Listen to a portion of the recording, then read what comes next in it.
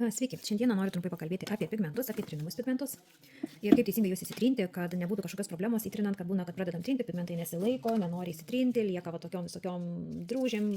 Tai reikia žinoti, kaip teisingai būtent juos įsitrinti. Tai va, turiu nulakuotą tipsiuką.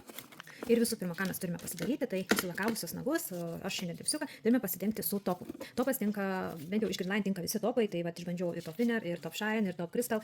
Visus topus išbandžiau būtent, kad naudojant trinimui, tai su visais topais mums trinasi labai puikiai, bet yra reikalinga topą užtepus į lempą įsidėti tik 30 sekundžių.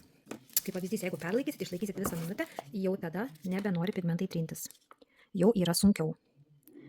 Pasidengiu. Ir dabar dedu į lempą 30 sekundžių. Nes pigmentų turime visos ir mergaitės pradėjo susidurti su tokia problema, kad būtent joms nesiseka įtrinti.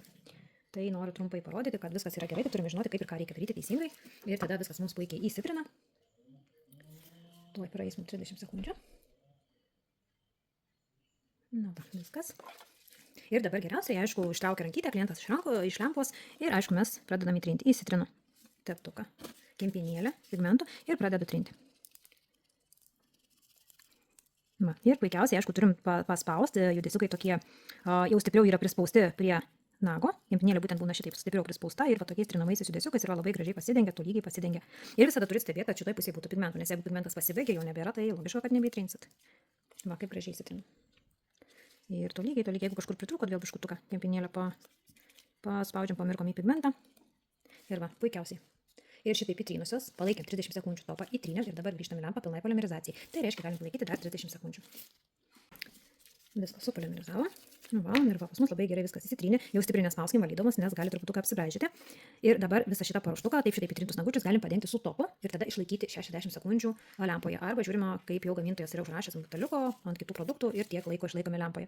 Kad geriau laikytų, nes būna klientėms atsidėvi, ypatingai nuo laisvo krašto, va tokie įtrinimai, na, tai būna klientės kažką daugiau dirba, o ypatingai galbūt namų šeimininkėm, tai kad taip greitai nenusidėvėtų mums nuo laisvo krašto, mes galime dabar ištraukusios iš lempos padengti rubber baze, plonai padengti visą nagutį rubber baze, dėti pilnai polimerizacijai ir tada ištraukusios iš lempos padengti topą.